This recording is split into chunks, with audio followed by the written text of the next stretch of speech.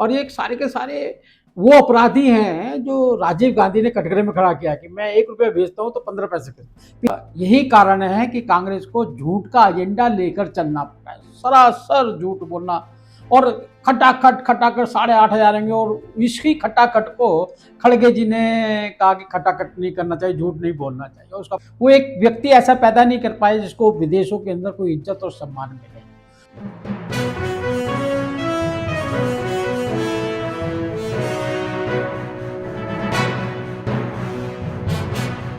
नमस्कार, मैं अनीता चौधरी। और देखिए, चुनाव नज़दीक आ गए हैं और आवाजाही का कार्यक्रम भी शुरू हो गया। आम आदमी पार्टी में लगातार एक असंतुष्टि सी दिख रही है और लगातार उनके नेता जो है पार्टी छोड़ के जा रहे हैं। एक बार फिर बड़े मंत्री, बड़ा चेहरा कहेंगे उनके पार्टी के, कैलाश गहलोत जी, उन्होंने छोड़ा है और बीजेपी ज्वाइन किया है। हमारे साथ बात करने के लिए दुष्यंत गौतम जी हैं, महासचिव हैं पार्टी के। किस तरह से इसको लिया जाना चाहिए?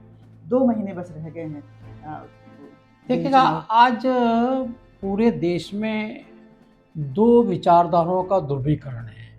एक राष्ट्रवादी विचारधारा और एक उन लोगों का जो अपने आप को अराजक कहते हैं।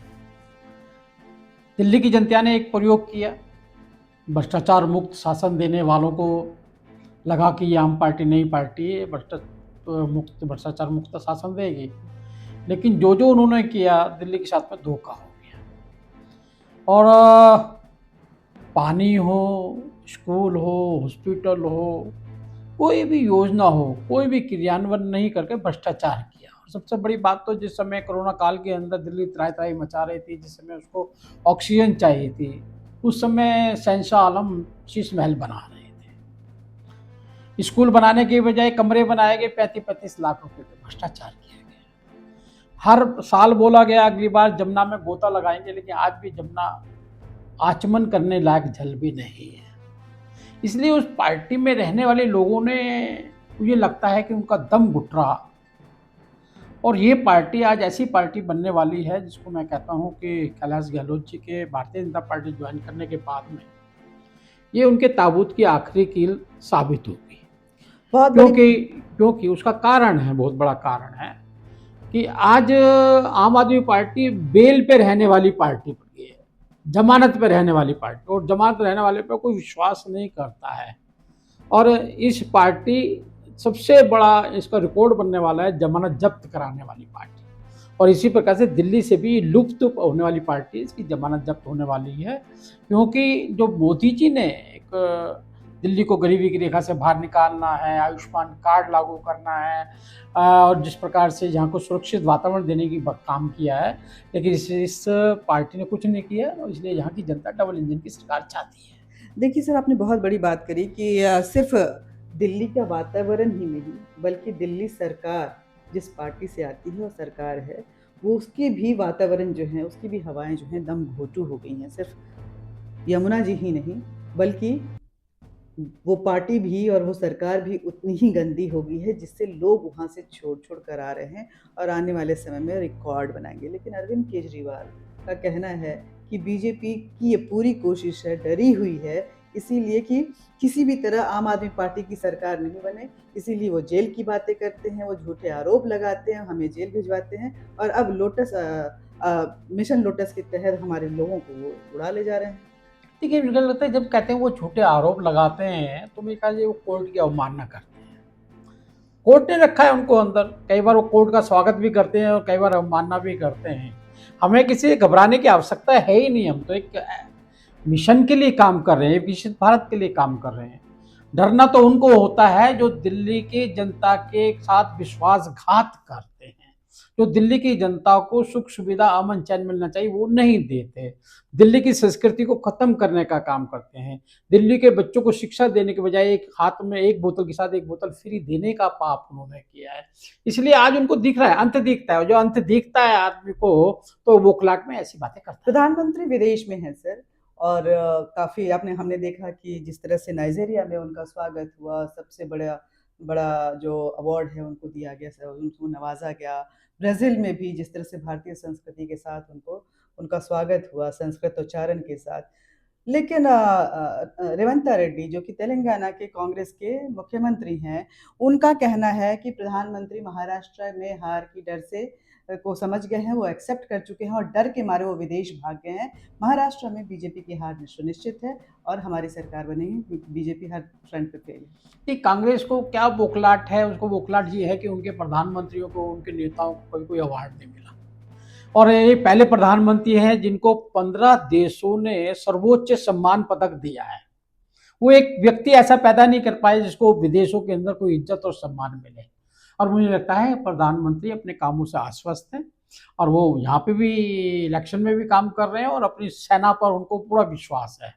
और यही कारण है कि कांग्रेस को झूठ का एजेंडा लेकर चलना पड़ा है, सरासर झूठ बोलना और खटाखट 8,500 आएंगे। और इसी खटाखट को खड़गे जी ने कहा कि खटाखट नहीं करना चाहिए, झूठ नहीं बोलना चाहिए। उसका परिणाम आज हिमाचल में इनको भुगतना पड़ रहा है, कर्नाटक में भुगतना पड़ रहा है।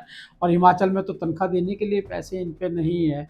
माँ बहन बेटियों के लिए कहा था 8,500 देंगे, वहाँ 1,500 देंगे, एक भी पैसा इन्होंने नहीं दिया है। और तो मोदी जी ने जो शौचालय बनाने का काम किया उस पर भी टैक्स लगा दिया उन लोगों ने। और ये सारे के सारे वो अपराधी हैं जो राजीव गांधी ने कटघरे में खड़ा किया कि मैं 1 रुपया भेजता हूँ तो 15 पैसे 85 पैसे खाने वाले, प्रतिशत पैसा खाने वाले भ्रष्टाचारी को मोदी जी पच नहीं रहे, क्योंकि उन्होंने कहा है मुझे भ्रष्टाचार मुक्त शासन चाहिए। जब भ्रष्टाचार मुक्त शासन आएगा तो सारे जेल में होंगे। इस डर के कारण से ऐसे अल्फाजबाजी करते हैं। एक सवाल सर, इतिहास पुराना है लेकिन उस पर हमेशा पर्दा डाला गया और उस पर्दे की वजह से वो सच्चाई कभी सामने नहीं आई। कांग्रेस की सरकार में रूबरू थी, सारे रिपोर्ट्स थे। साबरमती एक्सप्रेस, जिस पे अभी एक बायोपिक बनी है, एक मूवी बनी है, प्रधानमंत्री ने भी जिसकी तारीफ की है, लेकिन उनके डायरेक्टर को लगातार धमकियां मिल रही हैं कि आप इस मूवी को क्यों बनाए हैं। वो बोल रहे हैं कि हमने एक सच्चाई थी, फैक्ट था, हमने उसको सामने लाया है, बस यही काम किया है, हमारा कोई उद्देश्य नहीं था हमारे। लेकिन फिर भी उनको बख्शा नहीं जा रहा है अभी तक। ये साफ साफ दिखाई दे रहा है ना, राष्ट्रीय विरोधी ताकतें जितनी भी हैं वो सच्चाई सहन नहीं कर सकती। आज इस फिल्म के माध्यम से मालूम पड़ा है कि गोधरा के अंदर जो निहत्थे राम सेवकों पर जो उनको ट्रेन के अंदर जलाया गया, जो निर्मम सीन भी आपने सब देखी तो सिरहन सी दौड़ती है। और उसमें कटघरे के अंदर मोदी जी को खड़ा करने का काम किया गया। आज सच्चाई सामने आ गई, सच कभी भी छुपता नहीं है, सच्चाई सामने आ गई है। और इसके जो अपराधी हैं वो कहीं ना कहीं धमकी देने का काम कर रहे हैं और मुझे लगता है ये भी ज़्यादा दिन नहीं चलने वाला है। आज सारी सच्चाई देश के सामने आने वाली है कि देश की धरोहर को, संस्कृति को, संस्कारों को, इसकी आत्मा को किसने नोचा है, किसने खाया है। आज देश निर्णायक समय पर खड़ा हुआ है, निर्णायक मोड़ पर खड़ा हुआ है। ऐसे पापी लोगों को बख्शा नहीं जाएगा। मणिपुर पे सर क्या कहना चाहेंगे? मणिपुर में एक कॉन्स्टिट्यूशनल क्राइसिस हो गई है, वहाँ पे ऑपरेशन मिशन जो है वो सरकार चला रही है। जो उग्रवाद इतने लंबे समय से चल रहा था उसकी तरफ सरकार सख्त नज़र आ रही है, लेकिन पॉलिटिकली कहीं ना कहीं कोई एजेंडा नज़र आ रहा है जिसकी वजह से एक सरकार। देखिए, जो लोग फूट डालो राज करो वाली नीति के कारण अपनी रोटियां सेकते थे, आज मणिपुर में वो बंद हुई है।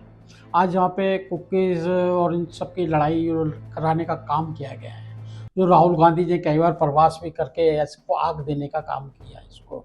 तो मुझे लगता है कि क्या राज्य सरकार और केंद्र सरकार सक्षम है, उस पर काम भी कर रही है और ये सब परेशानियों को, समस्या को जो प्रोजित तरीके से वहाँ पर अशांति फैलाने का काम किया है, हम सक्षम हैं उसको कहीं ना कहीं हम रोकने में और निर्णय करने के लिए कि मणिपुर खुशहाल दिखाई दे, उस पर काम करें। बहुत बहुत धन्यवाद सर। तो ये हमारे साथ दुष्यंत गौतम जी थे, महासचिव बीजेपी। अलग अलग मुद्दों पे बात की, लेकिन अगर सभी मुद्दों को देखेंगे तो निष्कर्ष ये है कि पार्टी सक्षम है अपने सभी मुद्दों को हैंडल करने के लिए और कहीं ना कहीं राजनीति में राष्ट्रवाद सर्वोपरि होना चाहिए। बहुत बहुत शुक्रिया।